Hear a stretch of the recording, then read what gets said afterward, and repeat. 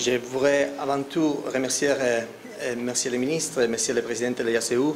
C'est vraiment un très grand honneur d'être ici à l'IACU pour la présentation de ce rapport. Et je voudrais aussi remercier vraiment tous les intervenants. C'est vraiment un très grand honneur, un très grand plaisir d'être parmi beaucoup d'amis.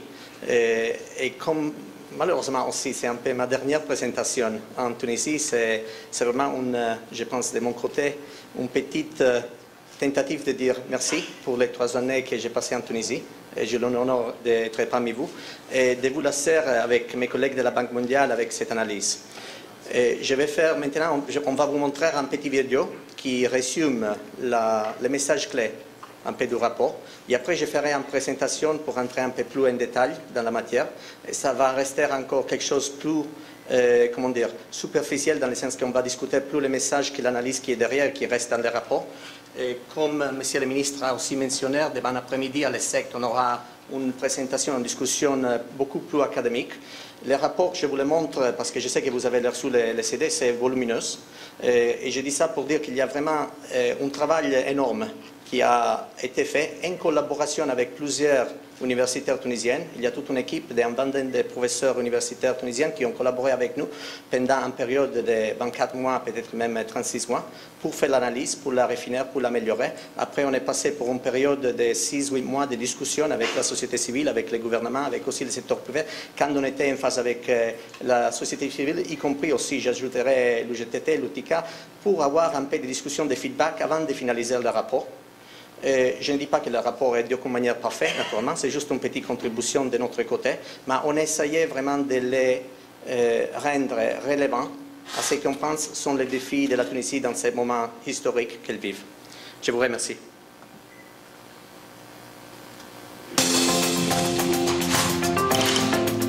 قبل الثورة كان الاقتصاد التونسي يظهر لا بأس عليه.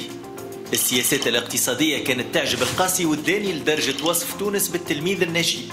أما الشيء اللي كنا نشوفه فيه ما كانش الحقيقة اللي على أرض الواقع، على خاطر السياسات المتبعة خدمة مصلحة شوية من الناس على حساب أغلبية العباد، وهذا اللي خلى الثورة تقوم في 2011. في ال3 سنين اللي فاتت عملت تونس دستور جديد وبدلت برشا أمور سياسية، لكن النظام الاقتصادي قعد كما هو. والمفارقة الكبيرة في تونس أنه على الرغم من اليد العاملة الكفءة والبنية التحتية الباهية والموقع الجغرافي الممتاز، الاقتصاد ما زال ضعيف وخريجي الجامعات مستقبلهم ماهوش واضح. أكثر من 60% منهم يخدموا في القطاع الغير منظم ولا يوليوا بطل. علاش؟ مناخ الأعمال في تونس الكل قيود ويكبل المستثمرين، والشركات اللي تخدم تعمل على العلاقات في نظام يتركز على البيروقراطية. الوضع هذا ما يشجعش على المبادرة الاقتصادية، ويكلف أصحاب الأعمال قرابة 13% من مداخيلهم، ويضيع لهم 25% من وقتهم، ويشجع زادة على انتشار الفساد، ويكلفهم ما بين 2 و5% من مداخيلهم، وهذا كل يكلف 10 مليار دولار سنويا، أي قرابة 20% من الاقتصاد التونسي. زيد على هذا الكل أكثر من 50% من الاقتصاد يتحكموا فيه عدد صغير من الشركات القوية، وبقية الشركات محرومة من الدخول في قطاعات أساسية، ونقص المنافسة هذا يكلفنا قريب 2 مليار دولار كل عام. أغلب الشركات اللي تتمتع بامتيازات هي شركات عمومية محمية من المنافسة، وتتمتع بدعم دافعي الضرائب، ووصلها الدعم ل 3% من ميزانية الدولة لسنة 2013. والشركات اللي على ملك أقارب وأصدقاء بن علي تمتعت بتسهيلات كبيرة في قطاعات مربحة كما الاتصالات والنقل الجوي والإشهار والسياحة، وهالشركات حققت مرابيح توصل ل 21% من المرابيح الجملية للقطاع الخاص، وما تخدم كان في 1% من اليد العاملة في البلاد. ولحد اليوم القطاعات هذه ما زالت مسكرة أمام المنافسة. 50% من الشركات ما تحتاجش باش تحسن مردودها على خاطر ما ينافس فيها حد، وللسبب هذا السلعة اللي تنتجها شركات نوعيتها خايبة وسومها غالي. مثلا تسكر الطيارة أغلب 30% من اللي يلزمها تكون، أما سوم المكالمات الدولية فهو 10 مرات من الأسوام اللي يلزمها تكون. هزوز أمثلة برك يبينوا كيفاش هالشركات اللي نحكيو عليها تحقق في أرباح كبيرة. الوضع هذا يأثر بصفة سلبية على 50% من الاقتصاد اللي فيه منافسة، على خاطر الشركات اللي تخدم فيه تتحمل في تكاليف كبيرة، وهذا اللي يخليها غير قادرة على إنتاج سلعة باهية وبأسوام تنافس بها الشركات الأجنبية. وعلى هذاك زاد يقتصر نشاطها على توريد القطايع اللي تحتاج لها من برا وتجميعها قبل ما تعاود تصدرها، وهذا يعني تونس ما عندها قدرة تنافسية الأنشطة اللي فيها أجور منخفضة، والنتيجة الاقتصاد التونسي يخلق في عدد صغير من الخدم وبأجور ضعيفة وما يخدمش في برشا من أصحاب الشهادات. الحالة هذه تنجم تتبدل إذا كان نغيروا النظام الاقتصادي الحالي من اقتصاد الامتيازات إلى اقتصاد يعتمد على المنافسة، على خاطر الزيادة في المنافسة بين الشركات ترفع من الإنتاجية وتخلق 50,000 موطن شغل إضافي كل عام. وكيف نصلحوا وضعية البنوك نوليو قادرين باش نوفروا أكثر قروض لرجال الأعمال ونتمكنوا من خلق 38,000 موطن شغل إضافي كل عام. وكيف نزيدوا إصلاح الفلاحة والخدمات نكونوا قادرين على توفير 20,000 موطن شغل إضافي في العام. الإصلاحات لازم تكون موجهة باش يكون عندنا نظام تعديلي بسيط فعال وشفاف، وصناعة تنتج سلعة فيها قيمة مضافة عالية وتوفر أجور مرتفعة للعمال. ومع هذا قطاع خدمات يضمن ازدهار الشركات التونسية في الاقتصاد العالمي وفلاحة تساهم في خلق الثروة في المناطق الداخلية.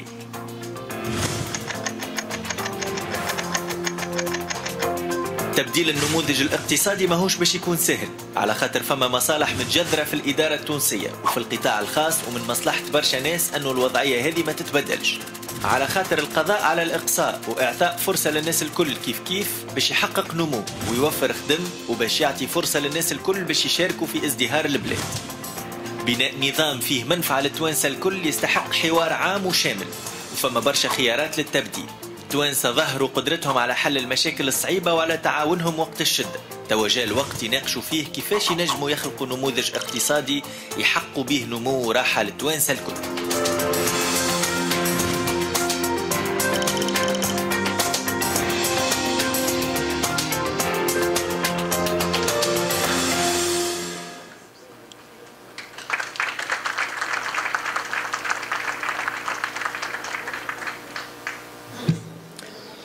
Merci beaucoup.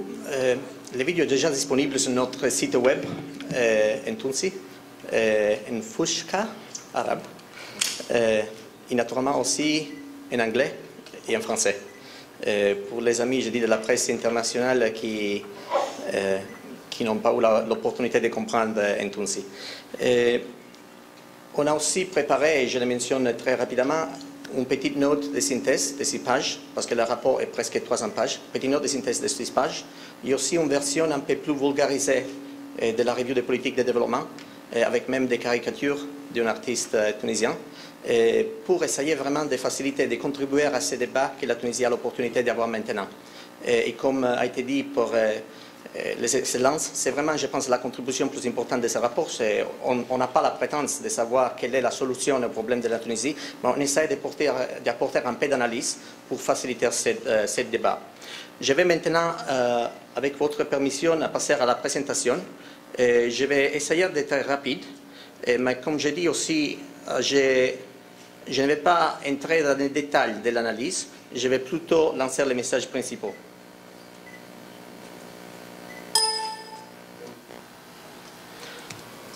Merci. La présentation est pratiquement divisée en 3 parties. Pourquoi?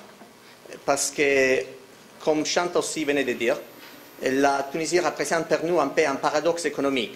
Elle a tous les atouts pour devenir un peu la tigre du Méditerranée, mais en même temps, cet énorme potentiel n'est jamais se réalise un peu. Et dans le rapport, on a un peu touché tous les aspects, si vous voulez, le secteur industriel, le secteur financier, le secteur agricole. On a touché aussi la politique des investissements, la politique du marché du travail. Et dans la présentation, je prends une autre un peu vision. Je cherche de parler de quels sont les symptômes de l'impasse économique en Tunisie. On parle de stagnation structurelle, de palarésie du secteur privé, on parle d'intégration commerciale trompeuse ou décevante. Et après, on passe à ce qui, à notre avis, sont peut-être les causes de cette situation aujourd'hui. On parle d'absence de concurrence, bureaucratie excessive, copinage, privilèges, recherche de rente, comme on a dit, marché financier en déroute, marché du travail dysfonctionnel, et plus en général des politiques de production bien intentionnées, mais à la fois contre-productives. Et après, pour terminer, on souligne les potentiels. On a fait des calculs, on a essayé de faire des estimations et on trouve qu'il serait possible relativement facilement de doubler, de tripler la capacité de l'économie tunisienne de création de postes d'emploi. On parle de plus de 100 000 postes d'emploi additionnels chaque année en Tunisie, à travers des changements qui ne sont pas vraiment quelque chose d'assez compliqué. Mais naturellement, il y a aussi des risques et des obstacles non négligeables qui s'opposent un peu au processus de changement. On discute cela aussi très brièvement. Je commence avec les symptômes. Je serai vraiment très rapide. Et ce qu'on a constaté, ce n'est pas la Banque mondiale seulement qui la constate, naturellement, c'est tous les pays qui discutent de cela il y a déjà plusieurs années, qui, malheureusement, le secteur productif reste, l'économie reste un peu coincée dans les activités à faible valeur ajoutée. Et il y a beaucoup d'assemblages, il y a beaucoup d'assemblages de faible niveau, et il y a beaucoup vraiment de postes d'emploi, de main-d'œuvre, pas de postes d'emploi pour les diplômés du supérieur. En réflexion d'une économie qui reste coincée. Et on a trouvé cela sous les données. Et je n'ai pas beaucoup de graphiques, comment dire, plus techniques. J'ai vraiment quelqu'un. Cet ici montre les points rouges. Il montre la quantité, si vous voulez, de capital humain qui est employé dans un tel ou autre secteur.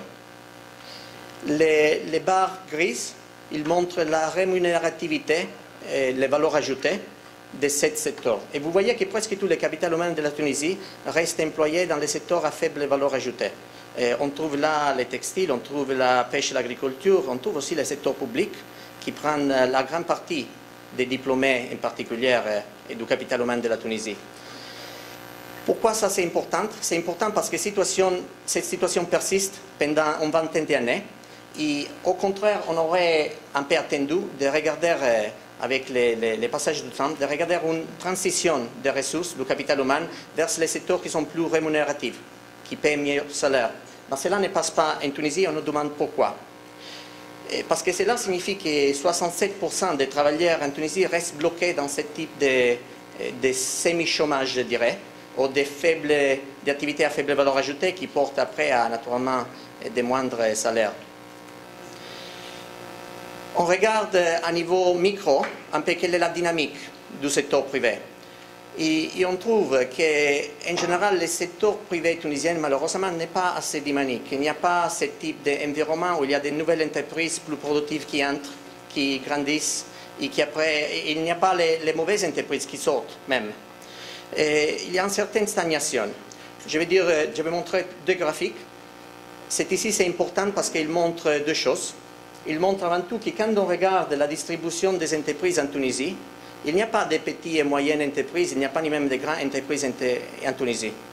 Moi, je dis ça naturellement d'une manière provocateur, mais ce qu'on a principalement, ce n'est pas ni même les micro-entreprises, parce qu'à la fois on dit qu'il y a beaucoup de petites et moyennes entreprises. Non, c'est vraiment l'unipersonnel, les entreprises individuelles. Et ça, c'est important parce que le manque d'entrée, le manque d'entreprises, en particulier des tailles moyennes et des tailles moyennes et des tailles grandes, est importante parce que une des raisons pour lesquelles il n'y a pas assez de postes d'emploi en Tunisie. Quand on regarde la distribution des postes d'emploi, ce sont les barres grises, on trouve que presque tous les postes d'emploi sont dans les très grandes entreprises. Ça signifie qu'avoir plus de grandes entreprises porterait beaucoup plus de postes d'emploi. Mais en Tunisie, il y a vraiment un manque d'entrée de ces entreprises. On regarde un autre graphique très rapidement. Ce graphique, je l'ai déjà montré à la journée de l'entreprise 2013 à l'IACU, quand j'ai parlé du prochain lancement de ces rapports. Et ça paraît un graphique très complexe, c'est réellement très simple. On a l'axe à gauche, on a la taille des entreprises. On part des entreprises, encore une fois, individuelles, jusqu'à entreprises qui ont plus de 10 000 personnes. On a l'axe en bas à droite, l'âge dans le sens du nombre d'années d'activité de l'entreprise. On prend toutes les entreprises tunisiennes, on les suit pendant leurs années d'activité. Et en termes de l'auteur, on a la création nette de postes d'emploi. Et qu'est-ce qu'on trouve en Tunisie? On trouve que pendant les dernières quinzaine d'années, presque tous les postes d'emploi ont été créés dans l'individuel, si vous voulez, dans l'informalité aussi. Tout le reste est presque plat. Il n'y a pas beaucoup d'entrées d'entreprises, il n'y a pas beaucoup de croissance d'entreprises, il n'y a pas aussi beaucoup de morts d'entreprises. Le vert, naturellement, c'est la création d'emplois positifs, le rouge, c'est la création d'emplois négatifs. Et on l'appelle un peu le dessert, en termes provocateurs, encore une fois, on l'appelle un peu le dessert économique. parce qu'il faut vraiment prendre constat de cette situation qui n'est pas dynamique pour identifier quelles sont les causes de cette performance et après pour aller désigner des politiques, comme disait Chanta, qui vont à l'avant. Dernier constat, on regarde le niveau d'exportation de la Tunisie. Et moi, je m'excuse d'être vraiment aujourd'hui un peu assez dur, mais à la fois, pendant ma résidence ici en Tunisie, il y avait beaucoup de personnes qui pensent que la Tunisie est un grand pays exportateur, une grande puissance exportateur. Et malheureusement, ce n'est pas le cas. Les données montrent autrement. On a ici une comparaison entre la Tunisie et ses prochains, si vous voulez, concurrents. Mais le même graphique serait si on regarde les autres pays de la région, l'Égypte, le Maroc, l'Algérie, etc. Et on trouve que la Tunisie, qui est la ligne noire tratonnée là-bas, n'a pas eu vraiment une croissance des exportations assez large pendant les dernières 25 années. Cette question, ce graphique montre la valeur des exportations. La situation serait encore moins positive si on regarderait la valeur ajoutée des exportations. Parce que malheureusement, comme vous le savez, beaucoup des exportations tunisiennes, effectivement, sont de l'assemblage, sont des produits finis où la Tunisie a juste fait l'assemblage. Sur les valeurs ajoutées, encore moins de la valeur des exportations même. On nous demande encore une fois pourquoi. Il y a naturellement les politiques d'incitation aux investissements et aux exportations en particulier. Pourquoi on a ce type de performance? On regarde la distribution et moi j'aime beaucoup ce graphique parce que c'est très simple, mais vraiment il raconte une histoire. On regarde la distribution des exportations de la Tunisie pour pays. Et on trouve naturellement que la France et l'Italie prennent la part, comment dire, des léons des exportations. Et il faut se demander pourquoi. La Tunisie a les mêmes accords avec 28 pays de l'Union européenne, mais c'est presque seulement à la France et l'Italie que la Tunisie exporte. Pourquoi? Et il faut vraiment, je pense, comprendre, répondre à cette question-là pour commencer à attaquer ce qui sont les défis actuels. Et moi, j'ajouterais, comme on l'a déjà dit, que ce n'est pas seulement une question d'exporter vers la France et l'Italie, mais c'est le type d'exportation. Parce que, comme on a dit, c'est presque seulement, ou principalement, des produits à faible valeur ajoutée ou juste assemblés en Tunisie. Donc, il faut comprendre pourquoi les entreprises tunisiennes, il n'y a pas rien de mauvais en avoir des investissements et des postes d'emploi dans l'assemblage. Au contraire, ça a été la fortune de la Tunisie dans les années 70, dans les années même 80. La portée des investissements, l'assemblage, il y a eu la transition de l'agriculture vers l'industrie. Les problèmes, et le même processus a eu lieu dans l'Asie du Sud, maintenant en Chine, mais tous ces pays-là, après, sont réussis à aller au-delà de l'assemblage vers l'autre valeur ajoutée. La Tunisie n'a pas réussi à faire cette transition. Et il faut se demander pourquoi les entreprises en Tunisie restent bloquées dans cette faible valeur ajoutée. C'est ça qu'on a essayé un peu de répondre dans le rapport. Avant de tout, on était surpris de découvrir que presque, enfin plus de 50% de l'économie tunisienne reste un peu cantonnée dans des secteurs soumis à restrictions. Ça, ce n'est pas, je le souligne, ce n'est pas des restrictions d'entrée aux étrangers. C'est avant tout des restrictions d'entrée aux Tunisiens. C'est 38% de l'économie tunisienne reste bloquée à l'entrée aux Tunisiens. Quand on ajoute les étrangers, on arrive à plus de 50%. Ça est naturellement important pour plusieurs questions, mais la première est que cette barrière à l'entrée, on fournit des positions de monopole, des positions d'avantage, qui ont été exploitées pour ceux qui avaient accès à ce privilège. On a fait une analyse, je pense que vous l'avez déjà, on l'a lancé un peu, on l'a communiqué déjà il y a quelques mois, sur les entreprises qui étaient confisquées à l'ancienne famille de Ben Ali. Et on a étudié 220 entreprises et on a trouvé quelque chose qui est vraiment choquant, que ces entreprises, même s'il était un petit nombre, 220, même s'ils contribuaient juste 1% des postes d'emploi du pays, ils étaient en mesure de capturer 21% des bénéfices nets du secteur privé tunisien. Ça, c'est vraiment une machine d'extraction de rente. Et la question est comment c'est possible. On a regardé comment ça fonctionnait et effectivement ça fonctionnait d'une manière tout à fait, comment dire, légale, je mets cela naturellement entre guillemets, dans le sens qu'il utilisait la réglementation du marché pour s'assurer des positions de monopole, des positions de leaderance dans plusieurs marchés assez rentables et dans ces manières taxer tout le reste du pays. Les secteurs clés qui sont un peu bloqués, si vous voulez, à la concurrence, sont principalement les secteurs de services. Ce n'est pas seulement les secteurs de services, mais principalement on entre dans les secteurs de services. Les financières, les télécommunications, les commerces de détail, les transports, aussi les services professionnels. Et ce graphique ici montre juste la Tunisie en jaune, et niveau des restrictions à l'entrée dans les secteurs de services, en relation à les autres pays ou les autres régions du monde. Et vous trouvez immédiatement que la Tunisie est vraiment au-delà de presque tous les pays dans le monde. Il y a un niveau de restriction, de réglementation sur le secteur des services qui est impressionnant. Et naturellement, cela freine la croissance du secteur, mais je dirais encore plus important, comme ces services-là sont des services aux entreprises, cela aussi empêche la compétitivité de tous les secteurs productifs tunisiens. Je donne un exemple, qui c'est les télécommunications. Et moi, j'aime beaucoup cet exemple parce que c'est provocateur. Je pense que c'est vraiment un réveil. Quand on regarde les prix des télécommunications en Tunisie, ici on montre les prix des communications entrantes en Tunisie, mais c'est presque la même, c'est bon, autour de peut-être 20 cents par minute, US cents par minute, au lieu de 40 dans les communications entrantes, 20 dans les communications entrantes. On reste toujours dans un haut coût des télécommunications en Tunisie en relation à ce qu'est la situation internationale. On parle de 20 fois les prix du marché ouvert, si vous voulez, les prix qu'on trouve dans les États-Unis, dans l'Europe, etc. On parle de plus de 10 fois les prix qu'on a en Turquie, dans le Brésil, etc.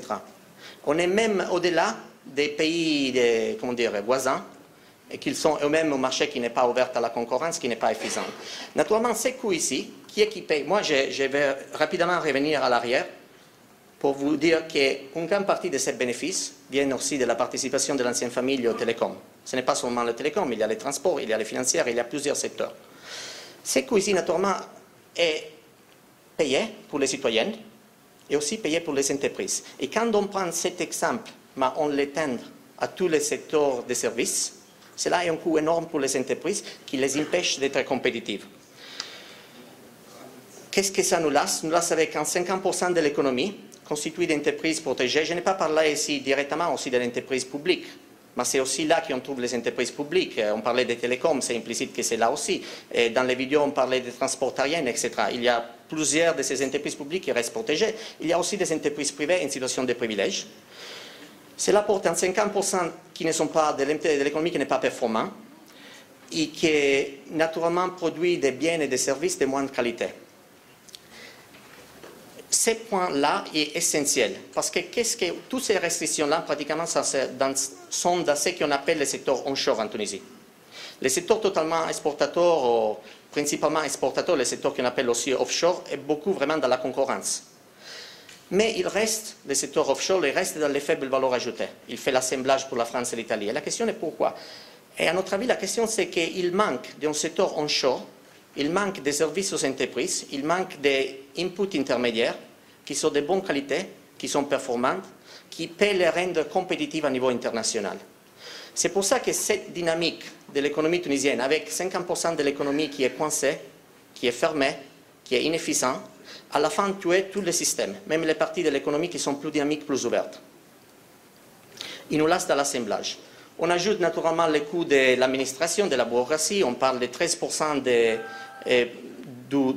du chiffre d'affaires annuel des entreprises en termes de bureaucratie. On parle de 25%, ça c'est énorme.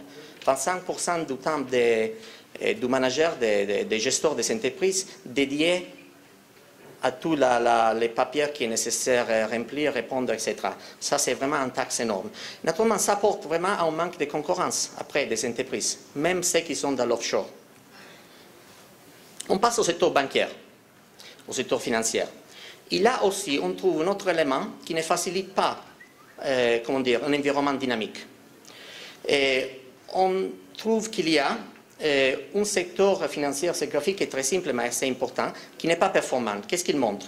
Il montre en rouge ce qui est le pourcentage de crédit aux entreprises, un pourcentage du PIB, en Jordanie, par exemple, et Maroc.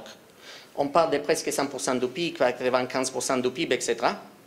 Et on compare cela avec la performance du secteur financier en Tunisie et on reste autour de 65 et 80%. On est presque 10 à 20 points de pourcentage plus bas que dans les pays voisins. Qu'est-ce que ça signifie? Moi, je vais traduire cela en pratique. Ça signifie qu'il y en a 15-20% des crédits aux entreprises moins en termes de PIB qu'il serait possible de les faire. Ces 15-20% de crédits aux entreprises signifie 15-20% d'investissement moins qu'il serait possible. Ça, c'est une énorme perte d'investissement dans les pays. Ça, c'est une énorme perte d'investissement. Ça signifie un manque de création de postes d'emploi. Il faut régler ce problème ici. On a essayé de regarder rapidement où étaient les problèmes. Et il y a, ce graphique est très, très simple. À la gauche, on parle des frais sur les avoirs par taille de banque. Et dans le milieu, on parle des rapports revenus-frais par taille de banque. Et à droite, on a les salaires pour employés pour taille de banque. Qu'est-ce qu'on trouve? On trouve qu'en termes de frais généraux, sur le total des avoirs, et bien sûr, les banques petites souffrent un coup à cause de leur taille, mais les prochaines dans la, comment dire, en termes de mauvaise performance, si vous voulez, c'est les grandes banques, ce n'est pas les moyennes banques. Ça montre qu'il y a un gap là de performance. Normalement, on attendrait qu'ils seraient ceux qui ont les avantages d'escale, si vous voulez, d'échelle, merci, les plus grandes. Quand on regarde les rapports revenus-frais, on trouve au contraire qu'effectivement les banques moyennes sont les plus performantes en Tunisie, les banques petites souffrent de leur petite taille, mais les grandes banques ne sont pas en mesure d'être performantes. On regarde pourquoi et on revient rapidement, je m'excuse, au niveau des salaires moyens, qu'on trouve que même si les grandes banques ne sont pas assez performantes, ils sont bien sûr les salaires les plus hauts des banques moyennes et des banques petites. Il faut revoir un peu ce système-là. Quand je parle des grandes banques, ils ne sont pas seulement les banques publiques, mais ils sont principalement 3 ou 4 sont vraiment les banques publiques. C'est pour ça que M. le ministre aussi parlait de la réforme du secteur bancaire. Parce que c'est là un manque d'investissement, un manque de postes d'emploi.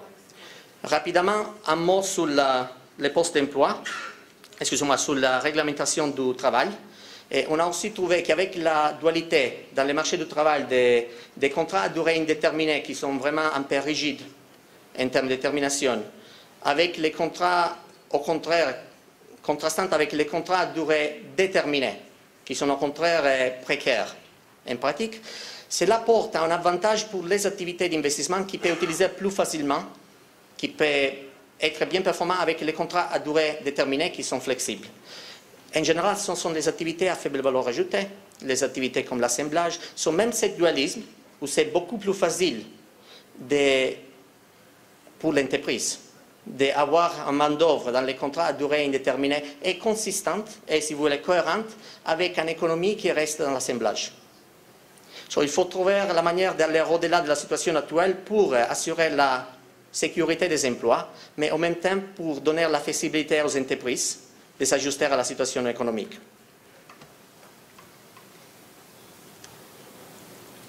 Et naturellement, et je ne vais pas parler de temps ici, vous savez bien aussi quel est le coût de la cotisation du cost du travail en Tunisie, qui est vraiment énorme en relation aux autres pays.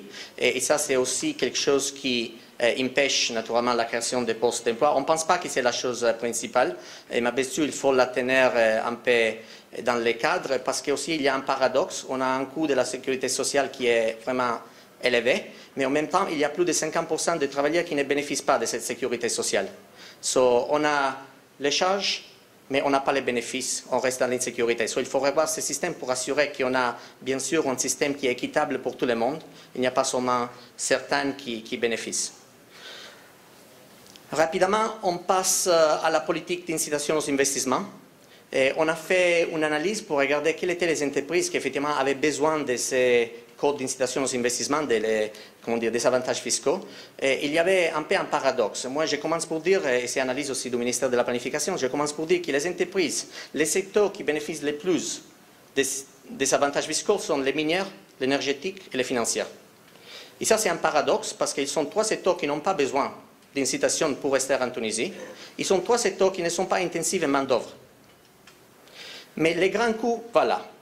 Ce qu'on a dans ce graphique ici, on a trouvé qu'en moyenne, 79% des investissements auraient eu lieu de toute manière en Tunisie, même sans les incitations. Les 21%, n'est pas uniforme par tous les secteurs, principalement et un peu plus large de 21% dans les chimiques, dans l'électronique énergétique. Ça sont des secteurs où il faut être, comment dire, plus prudent en termes de rémotion des incitations pour n'avoir pas une perte de postes d'emploi. Mais bien sûr, en moyenne, le message, c'est que ce n'est pas quelque chose, les incitations ne sont pas, comment dire, essentielles aux investissements en Tunisie. Ce que je pense est plus essentiel pour revenir un peu à l'arrière, c'est les 13% des coûts de la bureaucratie qui vraiment est en charge sur tous les entreprises et toutes les entreprises. Autre chose du code d'incitation, je dis la plupart des bénéfices va vers les secteurs qui ne sont pas intensifs en main-d'œuvre. Le coût est significatif, est presque 2% du PIB, mais c'est seulement 21% des investissements qui sont additionnels. Ça nous porte à calculer les coûts de chaque poste d'emploi additionnel. Et moi, j'étais vraiment choqué par un pays où le salaire moyen est autour de 7 000 dinars par année. Et on parle du coût de chaque emploi additionnel chaque année de plus de 30 000 dinars par emploi par année. Le gouvernement a fait l'analyse, ce n'est pas notre analyse, on parle des coûts-bénéfices. C'est clair qu'il y a un problème avec la politique d'investissement actuelle. Tout en plus, que même en termes de disparité régionale, cette politique n'a pas facilité l'intégration régionale. Au contraire, 84 des postes d'emploi créés à travers du code d'incitation aux investissements étaient sur la côte, où l'activité économique aujourd'hui reste concentrée. Ça signifie que ces grandes dépenses des politiques aux investissements facilitent un peu cette distorsion, facilitent la préservation du déséquilibre actuel. Ça, c'est encore une autre raison pour la revoir. Un dernier mot, comme j'ai parlé des politiques qui ne facilitent pas l'intégration régionale, la politique agricole, et ça c'est un peu un paradoxe, aussi va contre l'intérêt de la Tunisie. Et pourquoi? Parce que presque la grande part de la politique agricole tunisienne est orientée vers la sécurité alimentaire. Ça signifie vers les blés tendres, le lait et un peu la viande. Et ceux-là sont produits où la Tunisie n'a pas un avantage comparatif. Ils sont des pays continentaux. Au contraire, les produits dans lesquels la Tunisie a un fort avantage compétitif, comme l'huile d'olive, comme les fruits secs, comme les fruits et légumes en général, sont des produits qui restent un peu abandonnés en termes de politique. Qu'est-ce que ça signifie? Ça signifie que quand on regarde même les quotas d'importation pour l'Union européenne, la Tunisie n'utilise pas ni même ce qui a été facilité pour l'Union européenne. On reste en dessous de notre potentiel parce qu'on a une politique qui facilite les produits dans lesquels on ne serait jamais compétitif. Compétitif au même niveau naturellement des pays nord-américains, de l'Australie, etc., de l'Argentine, etc. Je comprends que la sécurité alimentaire est clé, mais peut-être qu'il y a des autres manières, on les discute un peu dans les rapports, de résoudre ce problème-là sans empêcher la réalisation du potentiel agricole de la Tunisie, qui naturellement est un potentiel qui aussi est bien basé sur les régions de l'intérieur. On a encore une fois en politique, moi j'ajoute, c'est naturellement naturel, le blé tendre est intensif en pluviométrie, est intensif en terrain, n'est pas intensif en main-d'œuvre. Ils sont des pays qui vont vraiment contre tous les objectifs, si vous voulez, et tous les atouts de la Tunisie. Il faut un peu repenser aussi cette politique. Très rapidement, on est proche de terminer, mais je vais parler rapidement du potentiel. On a calculé, et ça c'est une analyse qui je pense est vraiment importante dans les rapports, on a calculé qu'introduisant un peu plus de concurrence dans les marchés tunisiens, et je ne parle pas d'ouvrir aux étrangers, je parle, comme je dis avant tout, d'ouvrir à Tunisiennes, de remover les autorisations et la bureaucratie qui empêchent tout type d'activité, de la plus petite à la plus grande. Les retombées d'une augmentation de la concurrence dans les marchés tunisiens porteraient à de 5% des marges de profit qui existent actuelles, des marges de rente, porterait à une augmentation de presque 5%, 4,5% de la croissance annuelle du PIB, et la création de 50 000 et plus emplois additionnels chaque année. On fait ce type d'analyse dans les autres pays. Ce n'est pas toujours qu'on trouve ce type de relation assez forte. Il y a des pays où si on augmente la concurrence, on trouve une réduction de la croissance parce qu'il y a trop de concurrence, on trouve une destruction des postes d'emploi. Ce n'est pas le cas de la Tunisie parce qu'il y a vraiment cette situation de rente, de blocage de 50% de l'économie, comme on a discuté avant. Secteur bancaire, On a parlé de 10 à 20% du PIB. Ici, on a fait un calcul un peu, si vous voulez, conservatoire. Et 10% du PIB en financement additionnel aux entreprises porterait, si on regarde qu'est-ce que ça signifie en termes d'investissement, porterait à 38 000 emplois additionnels chaque année. Et aussi, quand on regarde la réforme, je n'ai pas parlé, c'est dans les rapports, la réforme de la politique industrielle, on parle encore un potentiel qui reste à réaliser. Les secteurs de services, c'est une analyse qui avait été faite pour l'IAQ il y a des ans, mais il y a plusieurs analyses de chercheurs tunisiens et aussi de chercheurs internationaux qui vraiment soulignent l'énorme potentiel en termes de secteur de services de la Tunisie. Et là, c'est vraiment un gagne-gagne. C'est bon pour les secteurs de services, qui pourrait créer encore plus de postes d'emploi. C'est aussi bon pour le reste de l'économie, comme on a discuté avant, parce que les services sont des services de base aux entreprises aussi. Maintenant, il empêche la compétitivité de tous les systèmes tunisiens. Et naturellement dans l'agriculture, comme je viens de discuter. J'ai fait en synthèse, ce rapport n'est pas un rapport qui cherche de donner des recommandations, des recettes pour résoudre les défis de la Tunisie. On pense qu'au contraire, la contribution de ce rapport, c'est dans l'analyse, un chercheur d'alimenter, de contribuer à les débats qui existent déjà en Tunisie et qui peut-être pourraient être encore plus larges en termes de quels sont les choix, les options pour la réforme du système pour réaliser les potentiels. On a aussi donné quelques recommandations en ce qu'on pense sont les priorités majeures, si vous voulez. Mais comme je dis, ça c'est vraiment la part moins importante du rapport, pour ce qui nous concerne. Et c'est clair de la discussion que j'ai donnée jusqu'à maintenant, qu'on parle de concurrence, et on parle de simplification réglementaire. Quand je parle de concurrence, je ne parle pas seulement des lois de la concurrence. Je parle du code d'incitation avec la segmentation, toutes les barrières à l'investissement. Je parle aussi du code du commerce. Et je parle bien sûr aussi des codes, par exemple, de la santé, de l'éducation, du télécom, qui sont aussi restrictifs pour l'investissement dans ces secteurs-là. C'est vraiment comment essayer, bien sûr, en maintenant les contrôles, la qualité qui est nécessaire pour la santé, pour l'éducation, mais comme aussi réformer le système pour faciliter l'investissement, l'initiative des Tunisiens. Politique d'investissement et fiscalité, ça c'est clair, on a déjà discuté, secteur financier, on a déjà discuté, et nous on ajoute la protection sociale, parce que naturellement dans tous les changements des systèmes économiques, il y a ceux qui vont gagner, il y a ceux qui vont perdre. C'est important de mettre en avant tout un système de politique sociale qui fonctionne. Parce que ce qui existe aujourd'hui en Tunisie, malheureusement, ne fonctionne pas. On ne la discute pas vraiment dans les rapports de manière sérieuse. Il y a des autres études de la Banque mondiale, des autres instances nationales et internationales. Mais bien sûr, la réforme du système de subvention aujourd'hui, le système de subvention, en particulier des carburants aujourd'hui est vraiment inéquitable. N'est pas un système de protection des pauvres, au contraire, un système de subvention des riches. C'est un peu un paradoxe. Il faut renforcer, au contraire, par exemple, les programmes d'appui aux familles nécessiteuses, les programmes qui vraiment cherchent d'identifier ceux qui ont besoin et de les renforcer en termes de niveau et en termes de bénéficiaires. Ceci, c'est la dernière diapositive. Et ce qu'il dit, c'est très simple. La Tunisie a cet énorme potentiel.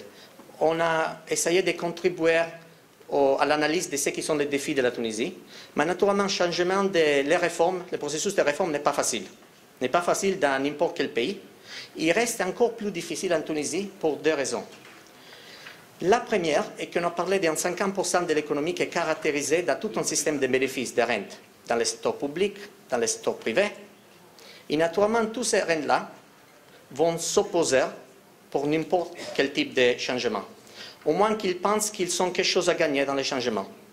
Il faut vraiment regarder comment avoir une stratégie de changement qui peut amener un peu toute la société à comprendre que les enjeux, le potentiel est énorme et que tout le monde peut gagner en ouvrir le système qui existe aujourd'hui et qu'il n'est pas la peine de rester un peu coincé, si vous voulez, attaché à les petits bénéfices qui existent, soit le secteur privé, soit le secteur public, soit le secteur, je dis même, syndicaliste, en général. Tout le monde a des petits bénéfices et reste là, coincé, ça empêche le changement.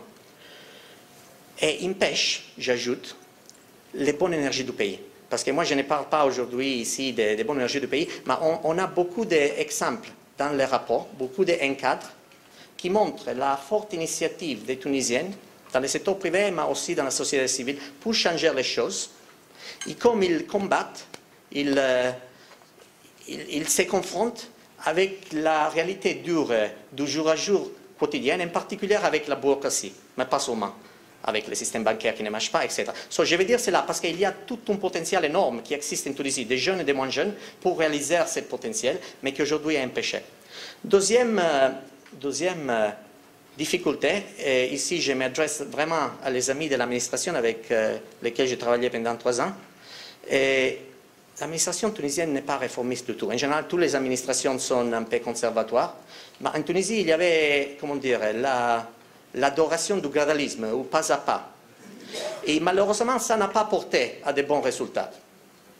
Cette prudence, qui est vraiment, je sais que dans la nature tunisienne, cette prudence et pas à pas, malheureusement n'est pas cohérente avec un changement de système. Les Tunisiens ont déjà montré qu'ils sont bien capables de faire des changements audacieux. La révolution est une démonstration en si même. Dans cette même audace, il faut la reporter en ce qui sont les réformes, il faut la répliquer en ce qui sont les réformes économiques. Pour finir, le troisième, on parlait avant des temps de réforme. De notre côté, on pense que c'est urgent de faire les réformes, de commencer le travail sur les réformes aujourd'hui. Avant de tout, parce que ça va prendre beaucoup de temps. De mettre en place, d'identifier les réformes, de débattre, d'identifier les réformes, de les mettre en place et d'avoir les résultats. Ça, c'est déjà 5 ans. Et il y a beaucoup de personnes en Tunisie qui ne sont pas prêtes à attendre un autre 5 ans. Ça, c'est la première. Le deuxième est que quand il y a un système de rente, plus de temps passe, plus c'est facile pour ceux qui ont les privilèges aujourd'hui de maintenir, de se renforcer, d'opposer les changements. Il y a aussi une certaine urgence dans cette vision, cette perspective-là, que la Tunisie aujourd'hui a une opportunité unique de changer le système pour réaliser cet énorme potentiel de quoi on parle dans cette présentation et dans le rapport. Merci beaucoup.